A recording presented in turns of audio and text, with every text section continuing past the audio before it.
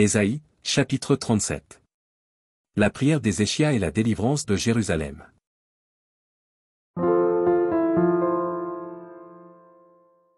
Lorsque le roi Ézéchia eut entendu cela, il déchira ses vêtements, se couvrit d'un sac, et alla dans la maison de l'Éternel.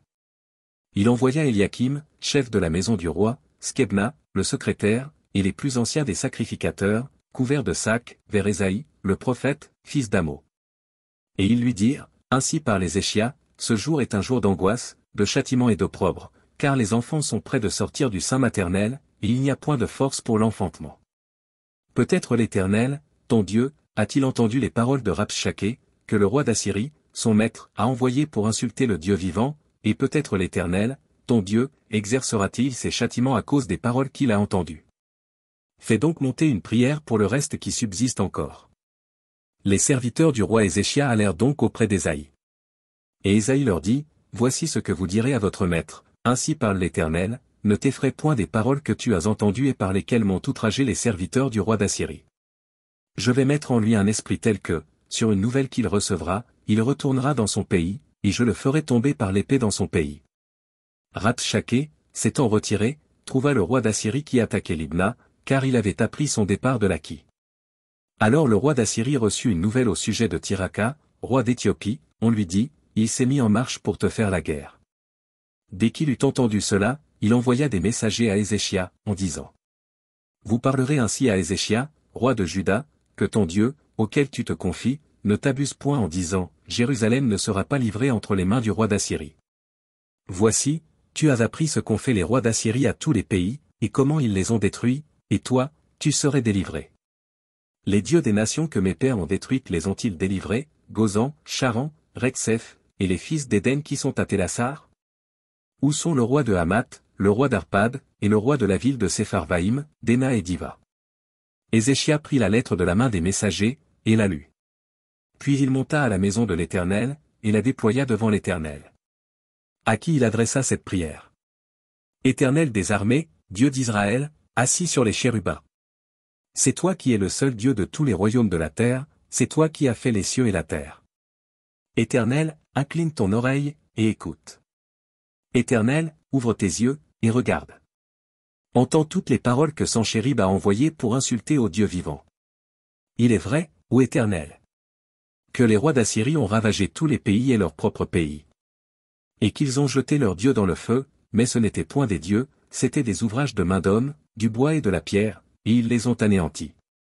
Maintenant, Éternel, notre Dieu, délivre-nous de la main de Sanchérib, et que tous les royaumes de la terre sachent que toi seul es l'Éternel.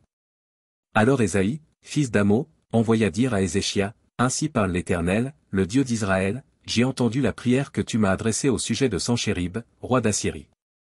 Voici la parole que l'Éternel a prononcée contre lui, elle te méprise, elle se moque de toi, la Vierge, fille de Sion, elle hoche la tête après toi, la fille de Jérusalem. Qui as-tu insulté et outragé? Contre qui as-tu élevé la voix? Tu as porté tes yeux en haut sur le sein d'Israël. Par tes serviteurs tu as insulté le Seigneur, et tu as dit, avec la multitude de mes chars, j'ai gravi le sommet des montagnes, les extrémités du Liban, je couperai les plus élevés de ses cèdres, les plus beaux de ses cyprès, et j'atteindrai sa dernière cime, sa forêt semblable à un verger. J'ai ouvert des sources, et j'en ai bu les eaux, et je tarirai avec la plante de mes pieds tous les fleuves de l'Égypte. N'as-tu pas appris que j'ai préparé ces choses de loin, et que je les ai résolues dès les temps anciens? Maintenant j'ai permis qu'elles s'accomplissent, et que tu réduisisses des villes fortes en monceaux d'Orline. Leurs habitants sont impuissants, épouvantés et confus, ils sont comme l'herbe des champs et la tendre verdure, comme le gazon des toits et le blé qui sèche avant la formation de sa tige. Mais je sais quand tu t'assieds, quand tu sors et quand tu entres, et quand tu es furieux contre moi. Parce que tu es furieux contre moi, et que ton arrogance est montée à mes oreilles, je mettrai ma boucle à tes narines et mon mors entre tes lèvres, et je te ferai retourner par le chemin par lequel tu es venu. Que ceci soit un signe pour toi, on a mangé une année le produit du grain tombé, et une seconde année ce qui croît de soi-même, mais la troisième année, vous sèmerez, vous moissonnerez, vous planterez des vignes, et vous en mangerez le fruit. Ce qui aura été sauvé de la maison de Juda, ce qui sera resté poussera encore des racines par-dessous, et portera du fruit par-dessus. Car de Jérusalem il sortira un reste, et de la montagne de Sion des réchappés. Voilà ce que fera le zèle de l'Éternel des armées. C'est pourquoi ainsi parle l'Éternel sur le roi d'Assyrie, il n'entrera point dans cette ville, il n'y lancera point de trait, il ne lui présentera point de bouclier, et il n'élèvera point de retranchement contre elle.